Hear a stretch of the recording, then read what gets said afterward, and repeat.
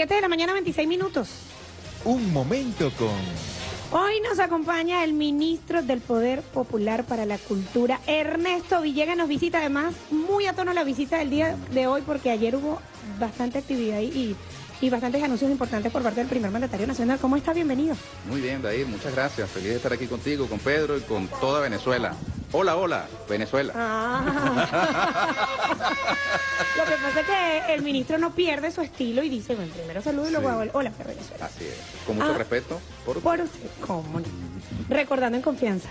Siempre. Siempre, de verdad que sí. Es más, en estos días estábamos recordando... Vale. Sí, yo vengo aquí y me siento en mi recordando... casa y abrazo y saludo a todos mis compañeros. Está en casa.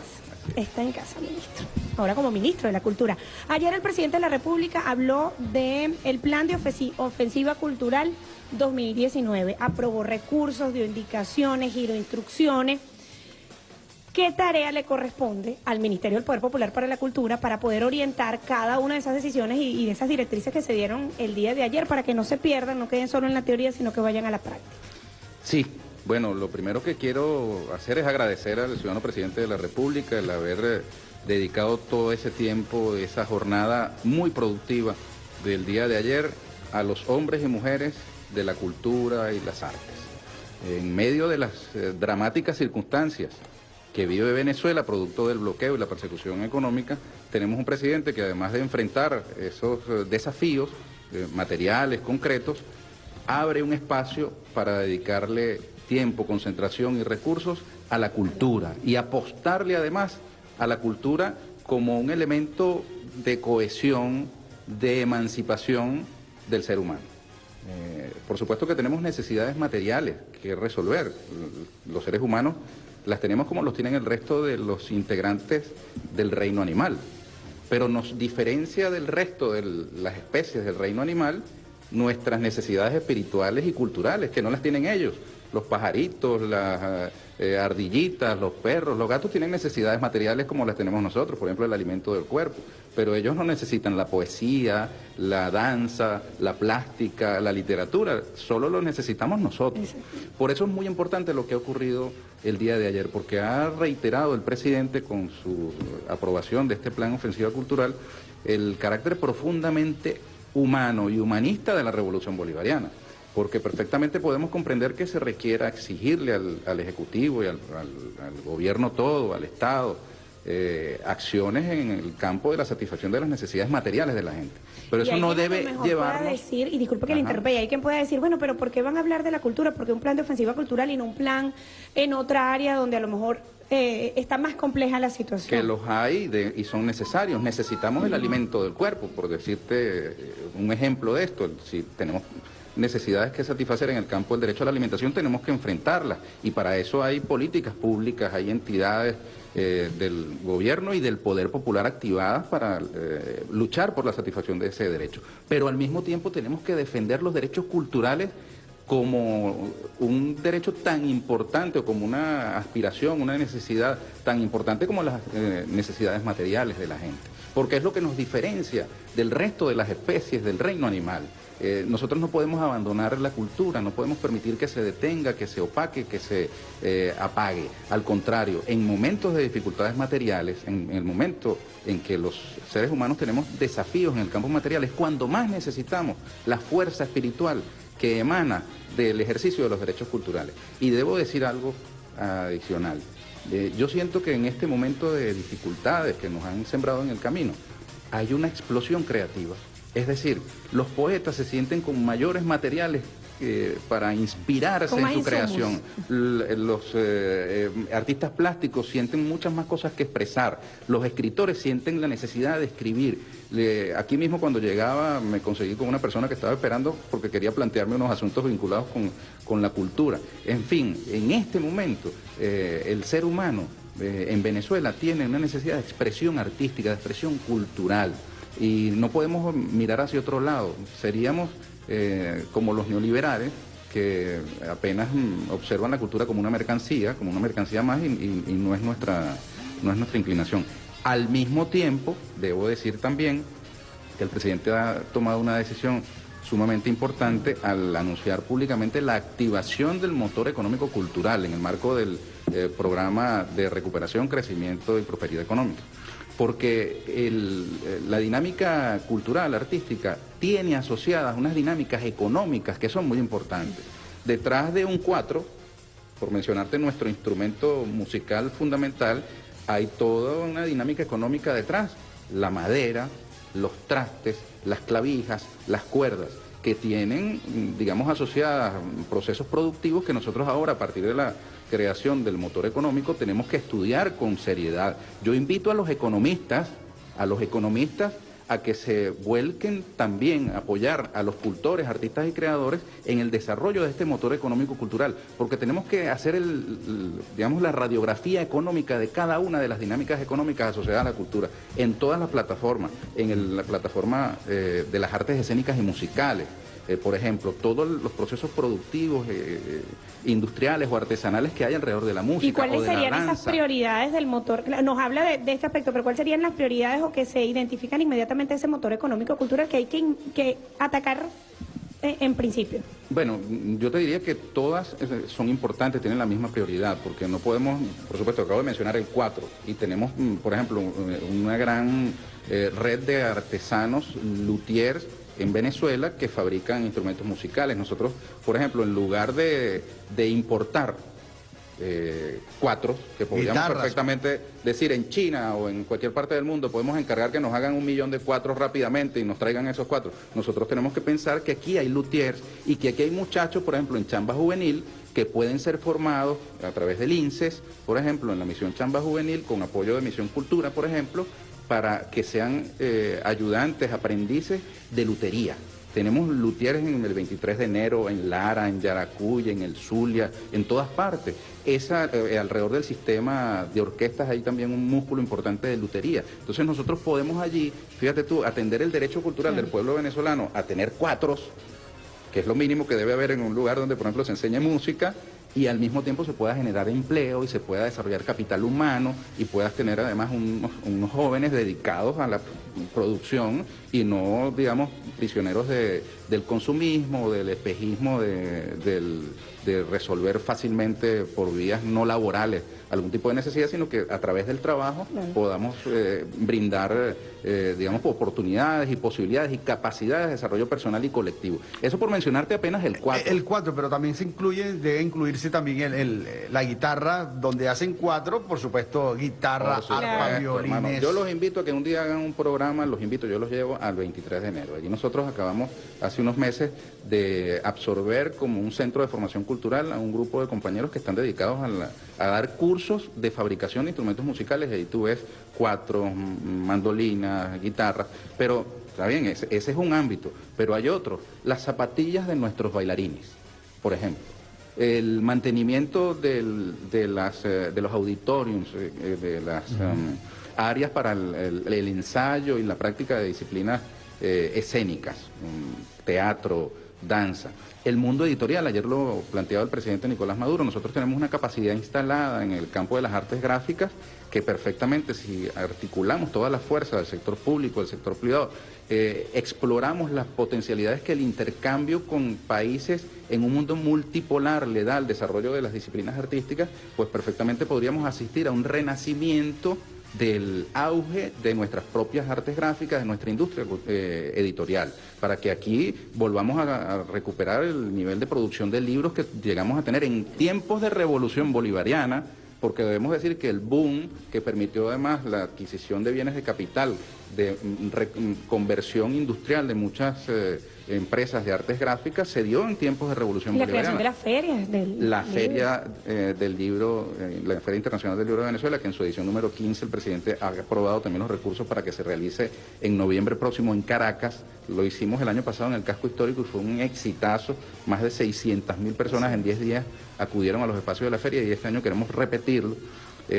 Tenemos además alianzas internacionales que hemos venido desarrollando y que van a permitir que sea una feria con libros. A esas alianzas a esas alianzas quería llegar porque fueron aprobados recursos, se busca potenciar 35.000 millones de bolívares. Sí, se busca potenciar la identidad, mantener la identidad, pero también mostrar al mundo lo que se está haciendo en materia cultural en Venezuela. ¿Qué tipo de alianzas se han concretado? ¿Hacia dónde va orientada esa alianza internacional en este 2019? Bueno, fíjate, con la activación del motor económico cultural, nosotros estamos obligados, por ejemplo, a la promoción de mesas de negocios entre los empresarios venezolanos del campo editorial, de las artes gráficas y nuevos proveedores que puedan, digamos, ofrecer insumos, materias primas, partes y repuestos o incluso equipamiento, software para, digamos, el renacimiento de la industria editorial venezolana. Eso por mencionarte un ámbito, pero en el campo de la música nosotros tenemos que ir hacia el desarrollo y la expansión del libro digital al lado del libro físico, que es muy importante, pero el mundo hoy se está inclinando a pasos agigantados hacia las plataformas digitales. Además que creo que hay una generación que se va a orientar quizás, a lo mejor uno disfruta más el libro, te gusta más tener el libro, el olor de... hay otros elementos, a lo mejor esta nueva generación se va a orientar un poco más a... ¿Hay alguna lo mismo te puedo decir, discúlpame, política respecto del cine. Nosotros tenemos... Pero lo del libro, ministro, ¿hay posibilidades de, ante el bloqueo que existe, por lo menos traer el papel tan necesario o fabricarlo acá, la materia prima importarla? Bueno, todo para eso, dar esa facilidad. Fíjate, tú me estás poniendo sobre la mesa justamente los desafíos que tiene por delante la activación del motor económico cultural, porque estamos dándonos cuenta de que la cultura no es solamente una cosa decorativa. No, me acuerdo de la cultura, entonces vamos a buscar a alguien con 4 arpas y maracas que toque aquí mientras yo discuto de otras cosas importantes. No, es que la cultura en sí misma es un tema sumamente importante. Debo decir además que en el mundo cada vez más hay mayor conciencia de esto. Hay quienes han avanzado mucho en la llamada economía cultural, desde una perspectiva capitalista, que lo ven como un negocio, viendo a la cultura como una mercancía. Nosotros no compartimos esa óptica, pero sí respetamos profundamente el papel que la cultura puede desarrollar en el desarrollo económico de nuestro país y en el intercambio. Hay experiencias extraordinarias, por ejemplo, en Cuba. Cuba tiene un avance extraordinario en en el aprovechamiento de su riqueza cultural asociada al turismo. Usted no va a ningún hotel en Cuba donde no haya un grupo musical cubano amenizando, teniendo, digamos, una participación en esa oferta turística que le da Cuba al mundo. Y Cuba es una potencia cultural en el continente. De modo pues que tenemos experiencias de ese tipo. También hay en otros países que respetamos profundamente, independientemente de las diferencias ideológicas que podemos tener con sus gobiernos, pero nos interesa mucho conocer la experiencia que en esta materia han desarrollado países como México, por ejemplo, que es una potencia cultural del continente, ¿no? Y que mantiene muy viva su identidad. Así es, así es. Ministro, vamos a un corte, pero vamos luego a tomar el tema de la inversión, 3.300 millones de bolívares para reactivar el cine.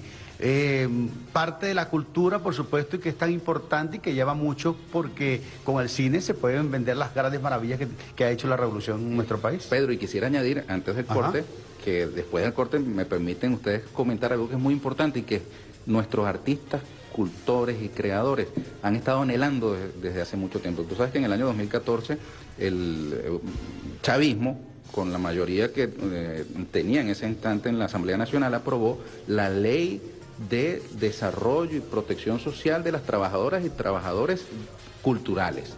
Y de eso como lo teníamos aquí en la agenda, ministro. Mira, bueno, yo quisiera que al regreso habláramos sobre el reglamento que ayer firmó el presidente de esta ley, que da vida al Fondo de Desarrollo y Protección Social de las Trabajadoras y Trabajadores Culturales, que no son los trabajadores del Ministerio de la Cultura, sino los trabajadores culturales no dependientes, es decir, los cultores, artistas y creadores. Y de eso vamos a hablar, está en agenda, ministro, por supuesto que sí. Usted anuncia el tema que viene a continuación.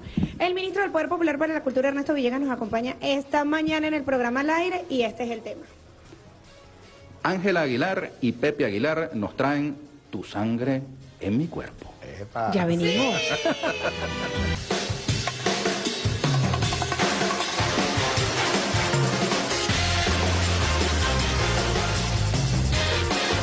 Contenido interesante.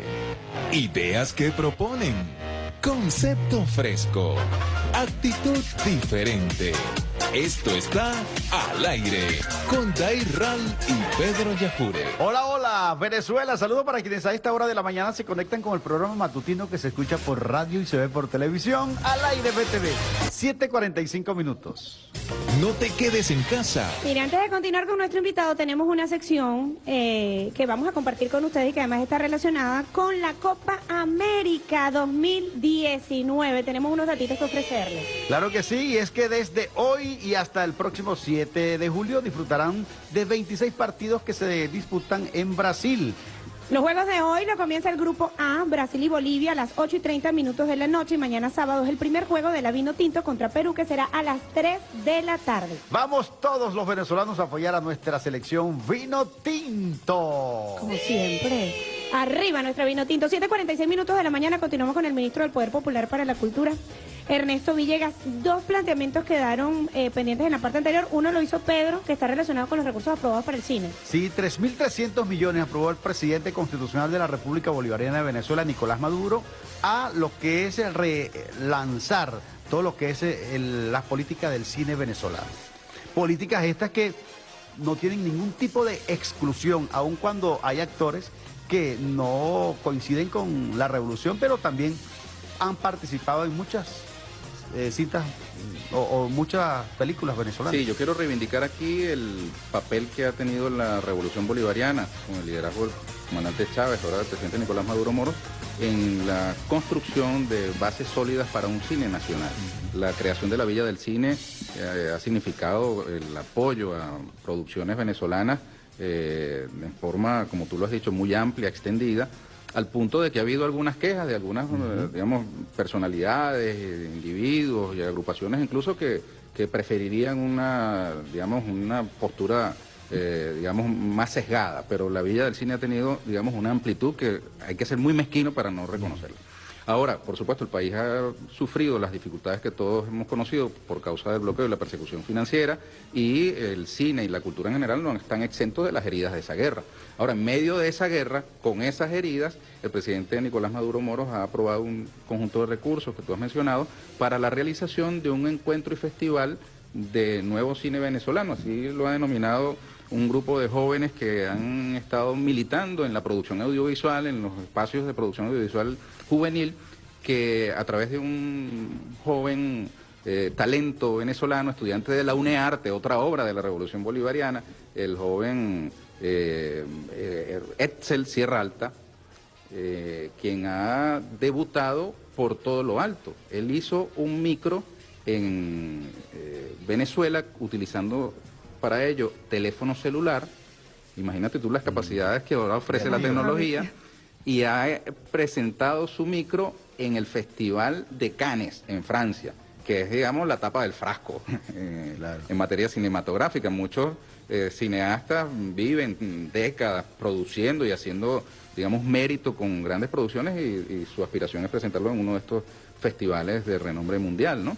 Este chamo ha debutado nada más y nada menos que en el Festival de Cannes, por supuesto, con una producción modesta, un micro, pero ya ha llegado a esas dimensiones. De modo que su experiencia nos tiene que iluminar para expandir y democratizar el acceso a las herramientas necesarias para nuevas formas de producción. Esto no quiere decir que con esos recursos se van a solucionar todos los problemas que la industria del cine nacional tiene en este momento, no. La activación del motor cultural justamente se orienta en esa dirección. Que nosotros podamos hacer una radiografía, que ya mucho se ha avanzado en esto, de los procesos productivos asociados al cine. Tenemos unas cosas en las que debemos avanzar, por ejemplo, la constitución de la llamada Film Commission, que es una aspiración del sector, que da oportunidades de desarrollo también a coproducciones.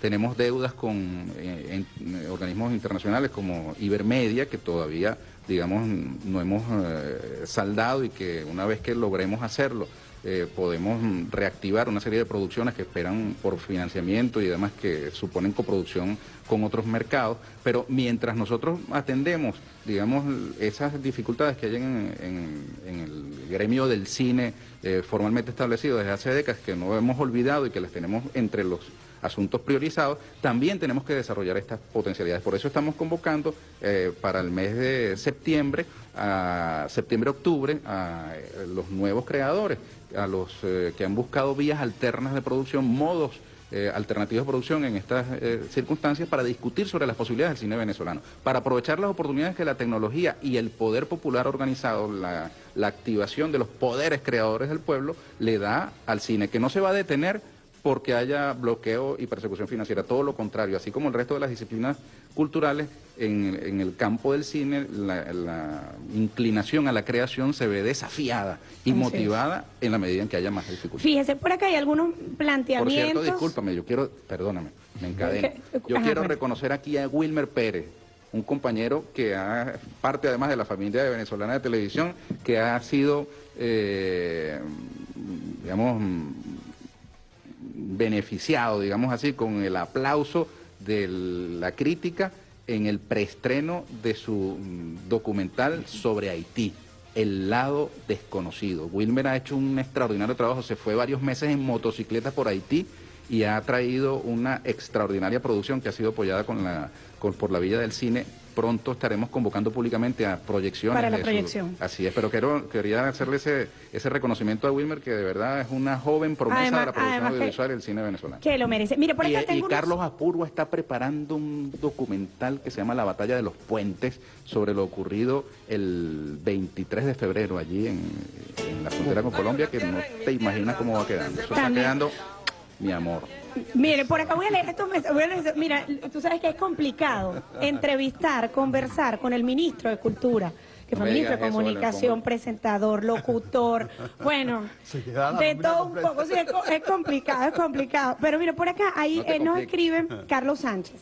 Y él dice, ¿dónde alguien, porque además su pregunta puede también aclarar la duda de otras personas que estén con la misma inquietud, ¿dónde puede ir alguien que tenga una idea para formular y diseñar un proyecto cultural, turístico, que es su caso, que busque enaltecer la música llanera sin que se apropien la idea y que no dejen de un lado este proyecto? Él escribe desde Cumaná. Bueno, fíjate tú, precisamente hacia allá va orientada la tierra de los poetas, la activación del motor cultural, porque no es solamente turístico lo que él está presentando. Ahora, yo le animo a que hagamos contacto. Él está en Cumaná, ¿verdad? Bueno, Él está en Cumaná. Perfecto, le pido que envíen sus coordenadas para que nosotros lo llamemos, lo contactamos, y de esta manera nosotros podemos trabajar en conjunto con el Ministerio de Turismo, pero ya sabemos que cuando él está proponiendo un proyecto cultural no es solo por vanidad, no es solo por aparecer, es porque también tiene una potencialidad económica detrás de esa dinámica cultural que él está planteando. Mira, por acá dice, deberíamos rescatar, esta es una propuesta, deberíamos rescatar las retretas en todas las plazas del país para el disfrute de la buena música de nuestro pueblo. Muy de acuerdo, saluda a los antaños del estadio. Pero fíjate, también sobre esto... Lo de la parte social que interesa para los artistas. Y yo quiero rapidito, antes que se me olvide, porque yo soy un señor mayor, agradecer... Lo reconoció, ese es el primer paso. Agradecer públicamente la solidaridad que ha tenido con uno de los grandes locutores venezolanos, como lo es Porfirio Torres, quien reside en Margarita, y allí usted pues le ha dado el aporte, ha cumplido pues la tarea, lo comandado por el presidente Hugo Chávez Frías y continuado por el presidente Nicolás Maduro, de ser solidario con estos grandes hombres. Quiero darle un saludo a Porfirio, un baluarte de la locución en Venezuela, el padre locutor podríamos llamarlo, y todo lo que hagamos es poco para lo que él le ha aportado a Venezuela. Protección social para los... Exactamente, yo quería plantearte otra de las, digamos, está concatenado con el motor cultural esta otra gran medida aprobada por el presidente Nicolás Maduro Moros cuando estampó su firma en el reglamento de la Ley de Desarrollo y Protección Social de Trabajadoras y Trabajadores Culturales. Porque no se trata, como he dicho, de una reivindicación laboral de un sector muy respetable, que somos nosotros. Yo soy en este momento trabajador del Ministerio de la Cultura. No se trata de una ley para los trabajadores del Ministerio, sino para los trabajadores y trabajadoras culturales no dependientes, es decir, los artistas, cultores y creadores que en forma independiente realizan su trabajo. Esta ley ofrece una doble utilidad, porque a través de la creación de este fondo, ella permite la presentación de proyectos culturales de diversa naturaleza. ¿verdad? De modo que los cultores, artistas y creadores podrán presentar contra los recursos de ese fondo los proyectos respectivos y también, digamos, está contemplada la presentación de proyectos dirigidos a su seguridad, a su protección Pero va a social. haber un registro de esos... Por supuesto, trabajadores la ley establece la convocatoria de un registro único de artistas, cultores y creadores que ahora toca, una vez, digamos, publicado en Gaceta, lo cual debe aparecer en los próximos días. Este reglamento, pues entonces ahora nos toca el trabajo de operativizar todas las previsiones de esta ley. Pero son buenas noticias para los trabajadores culturales no dependientes, los artistas, cultores y creadores que tendrán ahora un instrumento para financiar tanto los proyectos de su protección social como los proyectos culturales que bien tengan, como de este compañero. Debo decir además también que nosotros aquí con el presidente hemos logrado la aprobación de la duplicación del número de artistas, cultores y creadores que han sido atendidos hasta ahora a través del bono cultor, que poco se ha comentado públicamente, pero que fue ordenado por el presidente para apoyar, muy modestamente, pero apoyar con una cantidad equivalente al 90% del salario mínimo. Hasta ahora en los registros del Ministerio del Poder Popular para la Cultura teníamos unos 20.000 artistas, cultores y creadores en los distintos entes adscritos, de cultores relacionados a estos entes. Ahora le hemos planteado duplicar ese número, de modo que queremos llegar a otros 20.000 más que no están incluidos en estos registros, y el presidente, fíjate tú, se ha mostrado más bien insatisfecho porque no le parece que eso sea solamente el 90% del salario mínimo. De modo pues que ahora nos toca, digamos, discutir un ajuste, una reformulación de esta bonificación para que sea todavía más fuerte. Ministro, tenemos que despedir esta conversación. Lamentablemente quedaron un montón de cosas. Un montón de cosas, Sí. de temas, muy rápido. Quería su mensaje para estos trabajadores de la cultura, para estos cultores en todo el país. ¿Cuáles son esas principales acciones que estaría tomando a lo inmediato? Bueno, tenemos que desplegarnos por el país para informar en detalle de la ofensiva cultural 2019, pero yo, como sé cómo son los tiempos en televisión, quiero decir que la cultura no se detiene, no se ha detenido. Se han, digamos, inaugurado los capítulos regionales de la FILBEN, estamos convocando a la tercera Bienal del Sur, el presidente aprobó también los recursos sobre particular, hemos visto una muestra de los artistas venezolanos que se han presentado en Venecia a través de la metáfora de las tres ventanas, de modo pues que la producción artística no se ha detenido ni se detendrá en las circunstancias que sean. Despide usted el programa, al aire. Pero antes de despedirlo, ¿no recuerde quiere que... que despida? No, es que no queremos que lo despida. Este programa va fuera del aire. Hoy se celebra el Día del Padre aquí en el canal y la orquesta Suena la Voz estará un concierto para todos los padres. Qué bueno. A partir de las 3. Y la de BTV también Y la de estará. BTV, por supuesto, Sí. todos los trabajadores de BTV van a estar acá. Ahora, despide el programa usted, ministro. Ay, Despide papá. este programa. Ay, papá. Día del Padre. Gracias, Pedro. Gracias, Dair. Se le agradece mucho a ustedes, amigas y amigos. Muchas gracias por haber sintonizado al aire. Lo esperamos en una nueva emisión el próximo lunes, en este mismo horario, en este mismo canal, siempre con mucho respeto por ustedes. ¡Eso! Siempre con muchísimo respeto por usted. Ajá.